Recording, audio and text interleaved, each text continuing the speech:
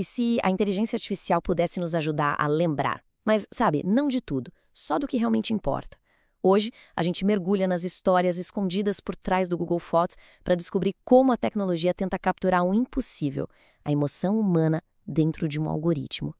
Essa é a pergunta que nos guia. Em um mundo onde a gente registra cada segundo, como é que encontramos o que de fato tem significado? Será que a tecnologia poderia, de alguma forma, curar as nossas próprias memórias? Pensa bem. Antes, as nossas memórias tinham peso, tinham textura, né? Eram guardadas em caixas de sapato, folheadas em álbuns com calma. Hoje, a gente vive na era digital, com milhares e milhares de fotos no bolso. E aqueles momentos especiais que a gente tirou por um motivo acabam simplesmente se perdendo. Viram parte do que a fonte chama de um buraco negro digital da obscuridade. E é exatamente aqui que a tecnologia entra. A equipe do Google Fotos se deparou com esse desafio. Como nos reconectar com essas memórias perdidas? A solução que eles encontraram? Bem, foi usar a inteligência artificial para tentar entender quais fotos, quais momentos realmente valem a pena ser lembrados. Essa ideia, a curadoria por IA, é basicamente o cérebro por trás de funções como Redescubra este dia. É um sistema que foi pensado para fazer todo o trabalho pesado, sabe? Ele analisa, ele seleciona e, no fim, ele nos entrega de volta aqueles pequenos fragmentos das nossas vidas que, de outro jeito, talvez ficassem esquecidos para sempre. Tá, mas como é que isso funciona na prática? É um processo bem interessante em 4 etapas. Primeiro, a IA funciona como um editor bem criterioso, removendo o que não interessa, recibos, documentos. Depois, ela avalia a qualidade técnica. Mas o passo 3 é super revelador. Filtros simples, baseados em regras, tiram os prints de tela. Isso mostra uma coisa muito importante. Nem todo problema precisa de uma IA super complexa. E por fim, o que sobra? Bom, isso é transformado numa história, uma memória empacotada pra gente. Mas é aqui que a história fica bem mais complexa. Porque lembrar não é só um ato de olhar para o passado, é um ato de sentir. E é exatamente nesse ponto que a lógica, digamos, fria de um algoritmo se choca com a bagunça complexa que são as nossas emoções. Porque a verdade é que nem toda lembrança é feliz. Algumas são intensamente tristes, outras perturbadoras, dolorosas mesmo.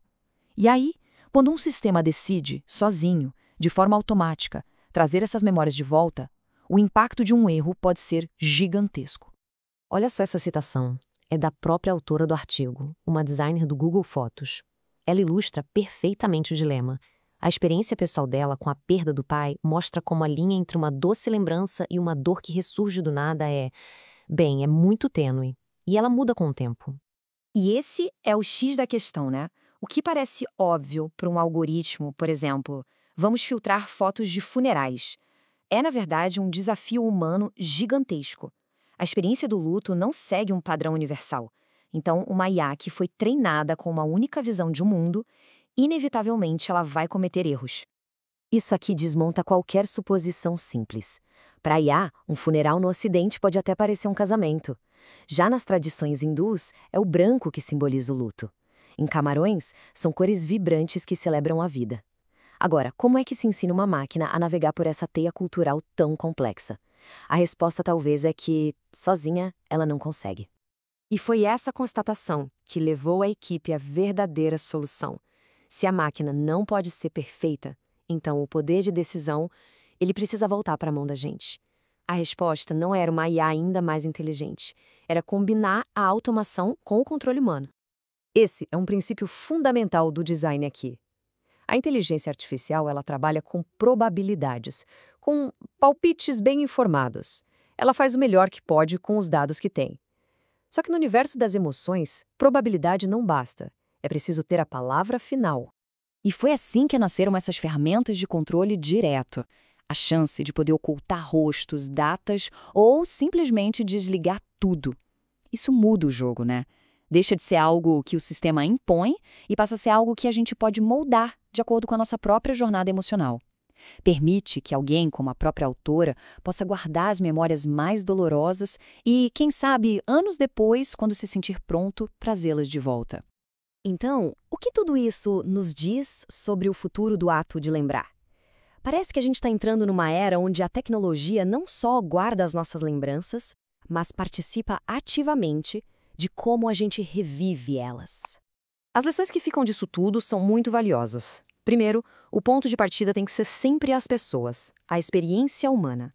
Segundo, nem sempre a ferramenta mais complexa é a melhor. E talvez a mais importante de todas, a automação mais poderosa é aquela que, no fim, devolve o controle para a gente. Essa frase resume tudo de um jeito perfeito. No fim das contas, a tecnologia pode ser a ferramenta, pode ser o meio, mas o ato de lembrar, de sentir, de dar um significado para o nosso passado, isso continua sendo algo profundamente nosso, um ato de pura humanidade. E com isso, fica uma pergunta no ar, para a gente pensar. À medida que entregamos mais das nossas vidas aos arquivos digitais, de que forma a tecnologia está não apenas guardando, mas ativamente moldando o jeito como nos lembramos do nosso próprio passado? A resposta, eu suspeito, é diferente para cada um de nós.